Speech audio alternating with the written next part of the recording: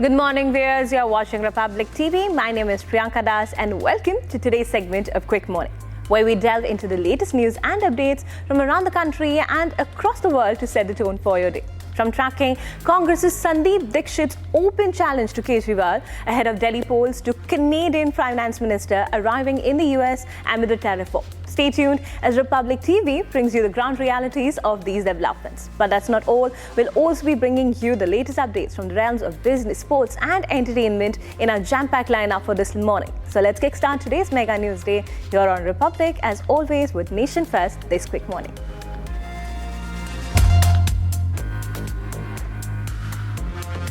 A large amount of cash, several bottles of liquor and pamphlets of AAP were recovered from a suspicious vehicle in central Delhi, sparking a stir in the city. The vehicle, which had a Punjab number plate and displayed the words Punjab Government, was found parked near Punjab Bhavan on Copernicus Marg. The police has seized the vehicle and initiated an investigation into the incident. Authorities are working to determine the ownership of the vehicle, its intended purpose, and the identities of the individuals involved. Delhi police are also probing potential links to any illegal activities and whether the vehicle was being used for electoral purposes ahead of the upcoming elections. Punjab सरकार की गाड़ी मतलब आम आदमी party की गाड़ी और पंजाब भवन के बाहर आम आदमी पार्टी का प्रचार सामग्री और उसके अंदर छुपे हुए थे 10 लाख रुपए। अरविंद केजरीवाल, दिल्ली का चुनाव तुम्हारे हाथ से निकल रहा है तो अब शराब और पैसे पे जोर है। शराब के तो व्यापारी पहले ही थे, लेकिन शीश महल का पैसा अब दिल्ली के विधानसभा चुनावों में लगाया जा रहा है। The three-member Judicial Inquiry Committee formed to investigate the Sambhal violence case is set to arrive in the city for the third time today. The committee will record witness statements as part of the ongoing investigation. Previously, the panel had visited the city on December 1st last year and again on January 21st this year. There are high chances that prominent figures, including Advocate Zafar and President of Shahi Jama Masjid, may also record their statements before the committee. The inquiry aims to gather further evidence and testimonies regarding the violence that engulfed Sambhal.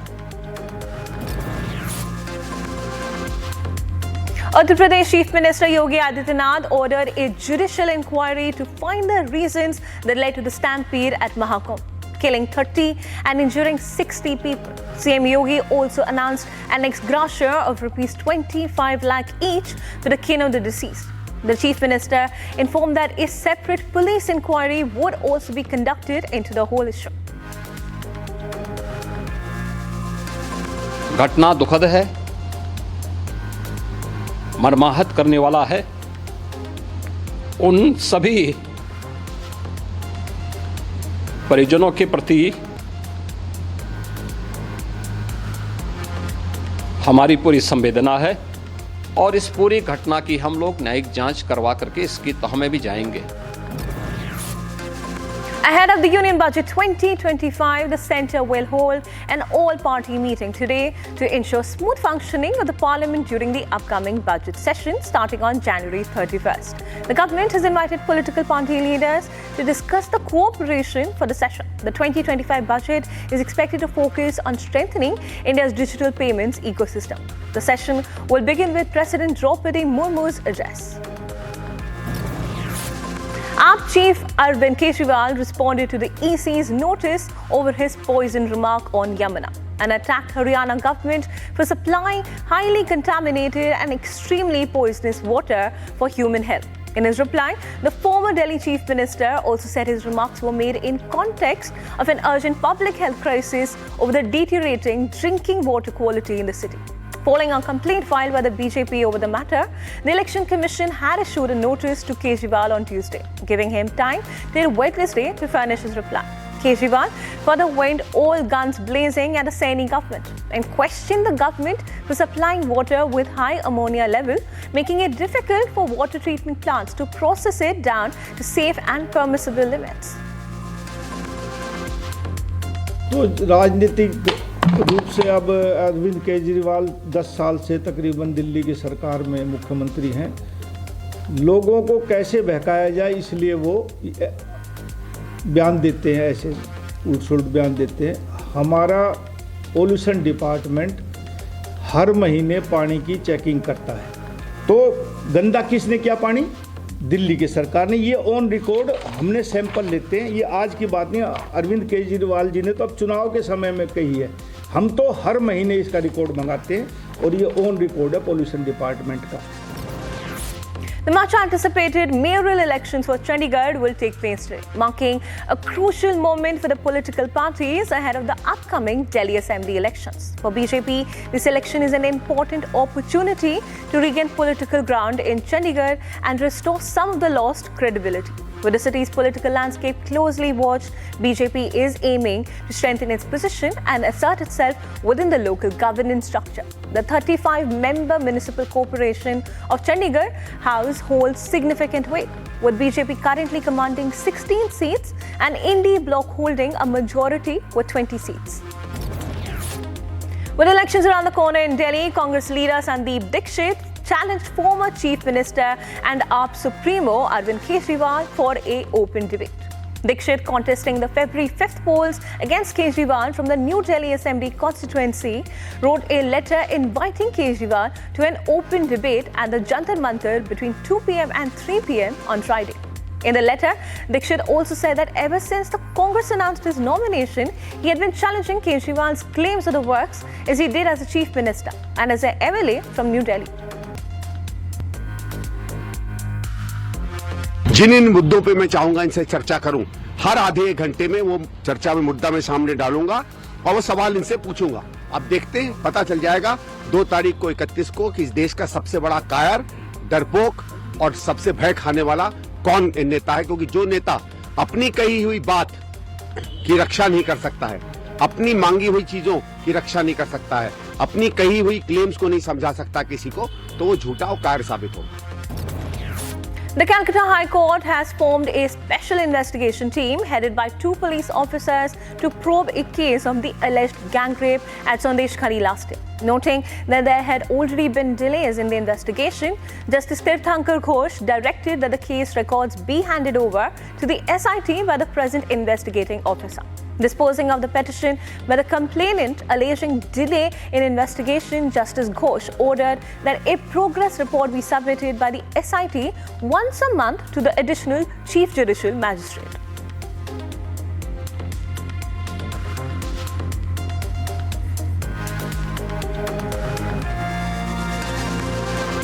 We are tracking the top business stories for the day. We bring you the latest updates on India's economic landscape. From the NCLT reinstating disciplinary action against Byju's RP to Musk's plan to launch digital payment services. Stay tuned as we delve into the key highlights shaping the business world today. The National Company Law Tribunal called for the initiation of disciplinary action against Pankaj Srivastava, who is the resolution professional of the EdTech company Byju's. The disciplinary actions have been ordered due to the misconduct and actions that were detrimental to the proceedings and stakeholders. Additionally, the NCLT also ordered the reinstatement of both the US-based Glass Trust and Aditya Birla Finance into the Committee of the Creditors or the COC after they were removed by the RP last year. According to a bar and bench report, the bench said that the RP's decision to exclude them from the COC was invalid. Microsoft-backed OpenAI's chief, Sam Altman, is planning to visit India next week, marking his first visit in 2 years at a time when the company faces legal challenges in the country. Altman visited India in 2023 when he met PM Modi in New Delhi and discussed the potential of AI in boosting India's tech ecosystem. Since then, OpenAI has faced several legal challenges in India, with recent being a lawsuit against it claiming breaches of copyright. The Union Cabinet approved a revision of ethanol procurement price for public sector oil marketing companies under the Ethanol Blended Petrol Program for the year 2024-25.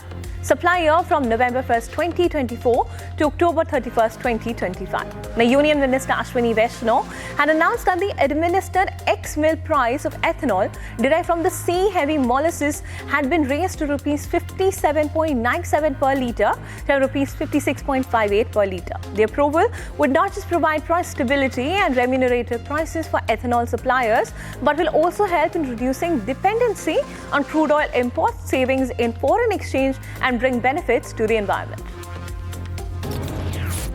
If you frequently use UPI for payments, you may have noticed that each transaction generates a unique transaction ID.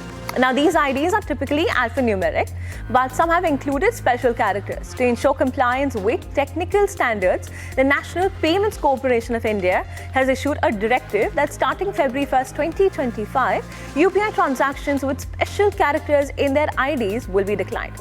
In a circular dated January 9, 2025, the NPCI reminded UPI participants to generate only alphanumeric transaction IDs. While most players have complied, a few still use special characters. To maintain standardization and security, any transaction with special characters in the ID will be rejected by the central system.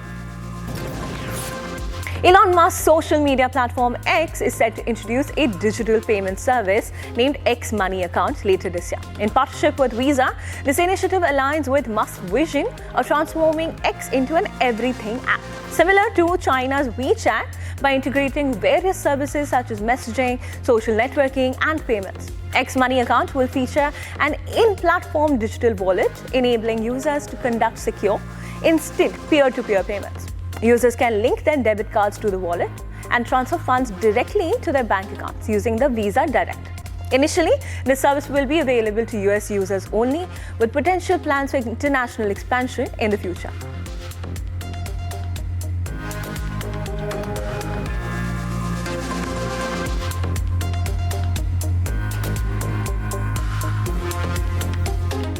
Moving on to our international segment, where we are tracking the ground pulse of some of the biggest global headlines. Today, we delve into significant developments from around the world, from Sean Duffy swearing in as US Transportation Secretary to Trump signing the Laken-Riley Act. Stay tuned as we unravel the latest updates shaping the global landscape. Vice President J.D. Vance sworn in Sean Duffy as US Secretary of Transportation. Sean Duffy was confirmed as Transportation Secretary, giving him a key role in helping President Donald Trump cut regulations and fix the nation's infrastructure. Duffy, a 53-year-old former reality TV star, was approved with bipartisan support on a 77-22 vote in the Senate. Hours after being sworn in as the new U.S. Secretary of Transportation, Sean Duffy took aim at the main way the federal government regulates miles per gallon for cars and pickup trucks and called for working on a refined infrastructure. We are going to usher in the golden age of transportation. We're going to work on efficiency, making sure our infrastructure actually works for the American people, for the American family, making sure that you can get to and from work, back to your family in a timely fashion. We're gonna work on congestion, work on an airspace that is more efficient, getting people to fly in airplanes and not wait in terminals is our mission. Former U.S. Senator Bob Menendez has been sentenced to 11 years in prison for his conviction in a scheme that brought him gold bars, cash, and a car. Judge Sidney H. Stein announced the sentence after Menendez tearfully addressed the judge, saying he had lost everything he cared about. Prosecutors sought a 15-year term for the Democrat convicted of crimes including acting as an agent of the Egyptian government. Menendez's lawyers argued and said that prior to the sentencing, their client deserved less than 2 years in prison, citing his decades of public service. President Donald Trump signed the bipartisan Laken-Riley Act, the first bill of his new administration, which mandates that people in the U.S. illegally who are accused of theft and violent crimes be detained and potentially deported. Good afternoon.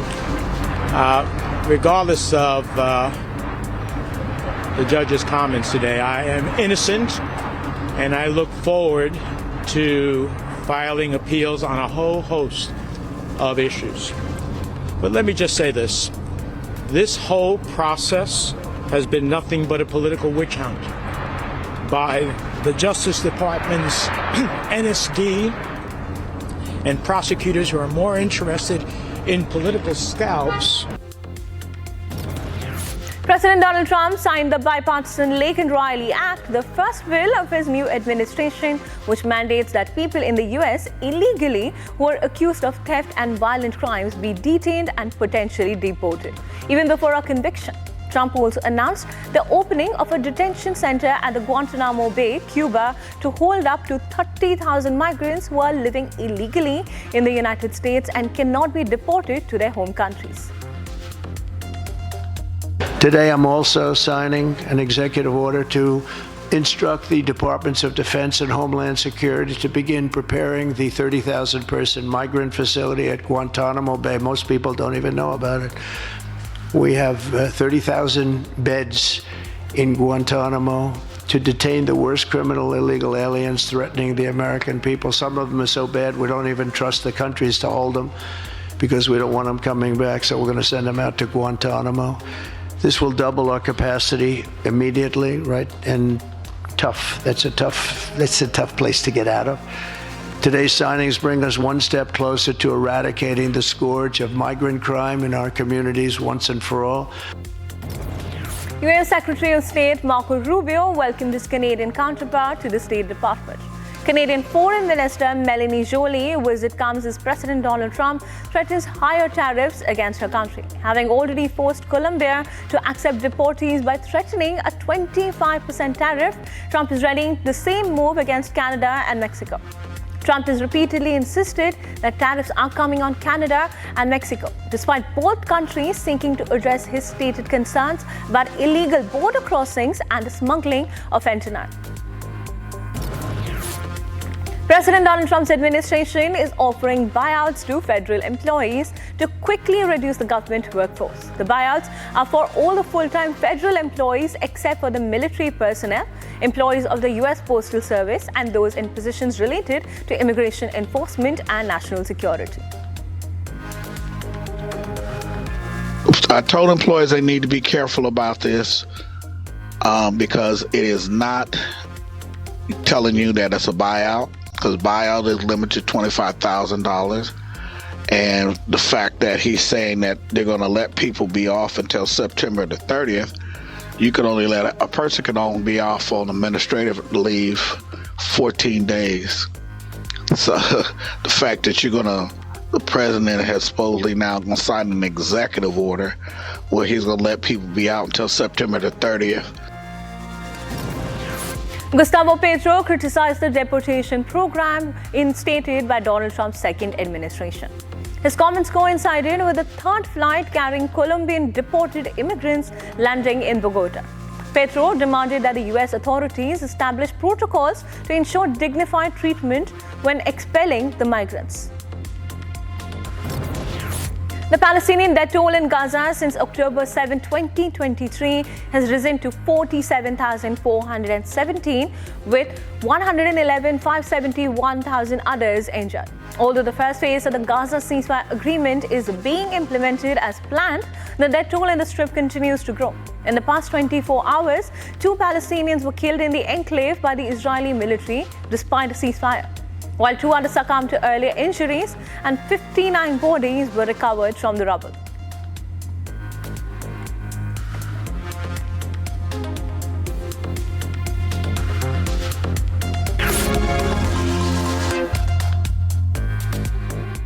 All right, viewers, it's time to dive into the world of sports with our segment dedicated to all the action-packed highlights and exciting matchups. Today, we bring you the latest updates from the IPL 2025, where Rajasthan Royals released their IPL 2025 jersey inspired by the Vijay Sthamp monument in Chittorgarh, Rajasthan. Stay tuned as we unravel the story and keep listening to all of us right here on our sports segment.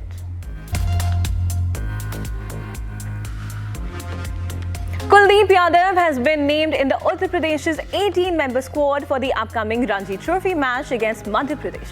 The star spinner suffered a hernia injury and underwent surgery, ruling him out of the recently concluded Border Gavaskar Trophy. After the surgery, he worked hard on his recovery in the National Cricket Academy in Bengaluru to regain full fitness and will now be back in action in the last league round of the Ranji Trophy 2025.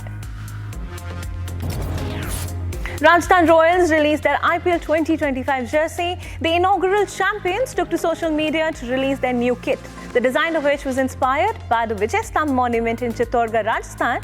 They have stitched the new kit in their traditional pink and blue colors and also honored several of their legends in the video. Usman Khawaja has returned to form, notching up his 16th century in the format in their first test against Sri Lanka in Goa. After winning the toss, Australia have dominated Sri Lanka on the opening day with a left-handed batter playing a crucial role in it. In the process, he also completed 3,000 runs in the World Test Championship, becoming just the 6th batter to do so. Notably, Khawaja is the 4th Australian to cross the 3,000 run mark in WTC, as Manus Labuschagne, Steve Smith and Travis Head have already crossed the said mark before. Young India batter Tilank Verma moved to number 2 in the ICC Men's T20 International ranking after a stunning show with the bat against England in the second T20 International at the M.A. Chidambaram Stadium in Chennai. Since his debut, the 22-year-old has been remarkable in the shortest format of the game and has sealed a spot in the playing 11. His promotion to number 3 worked wonders as the cricketer now toppled Phil Salt, moving one step closer to the top spot, currently held by Travis Head in the ranking. India all-rounder Hardik Pandya has regained his number 1 position in the latest ICC T20 international rankings. In the ongoing T20 international series against England, he has scored 50 runs, including a 40-run knock in the previous game, and also picked 5 wickets so far. Notably, with India fielding only one specialist pacer in the 11, Hardik has been taking the new ball and bowled his full quota of 4 overs in 2 matches. Australia opened with Travis Head in the series opener thanks to his exceptional numbers at the top of the order in the subcontinent. But this meant they had to drop Constance despite a blockbuster start to his Test career against India during their recently concluded home summer. For the Unburs, Constance reverse swept Jasprit Bumrah multiple times and showed immense aggression on debut to smash a half-century in the Boxing Day Test against India. Steve Smith hit his 35th Test century against Sri Lanka at Galle International Stadium. Australia had a fantastic start to the series as both openers, Usman Khawaja and Travis Head, set the tone for the visitors. Batting at number 3, Manus Labuschagne scored 20 before Steve Smith came out to bat and played a phenomenal knock in the turning track. After completing the ton, he acknowledged the crowd by raising his bat and cap. Travis Head continued from where he left off against India in the Border Gavaskar Trophy. In Sri Lanka, albeit in a different batting position, Head was successful in his attempt as he scored a 35-ball half-century. The 4th fastest by an Australian batter in Test and the joint 2nd fastest by any player in Test in Sri Lanka, equaling Sanath Jayasuriya's record 24 years ago.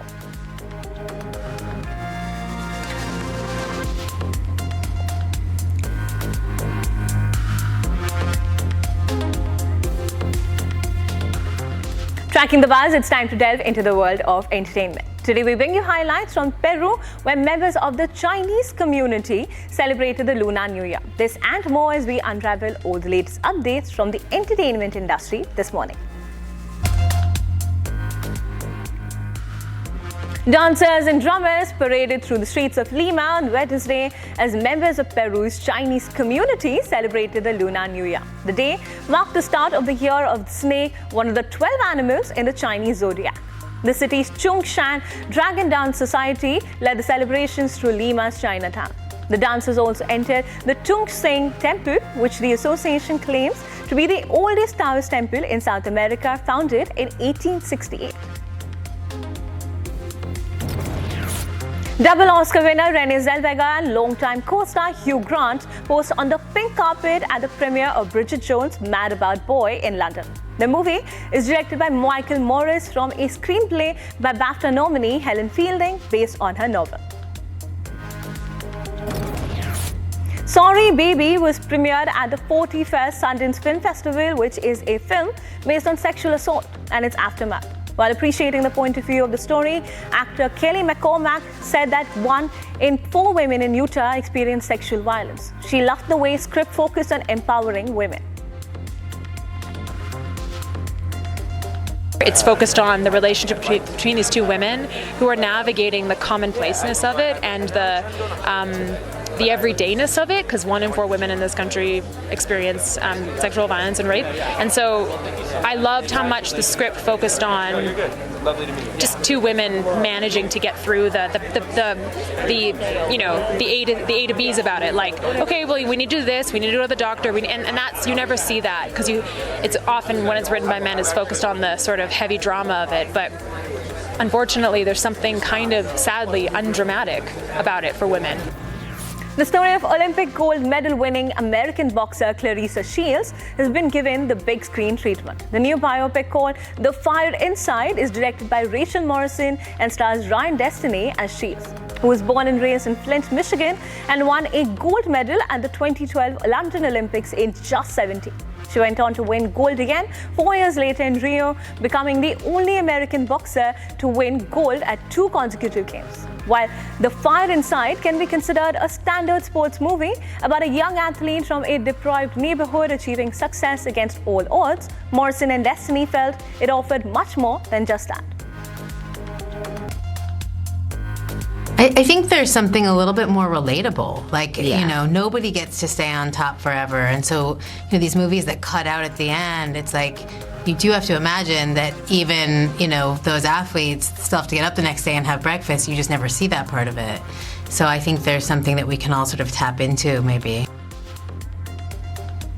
And that's a wrap for today's segment of Quick Morning. Don't go anywhere, viewers. We'll be right back tracking the top headlines and the biggest stories from across the globe, only on Republic TV.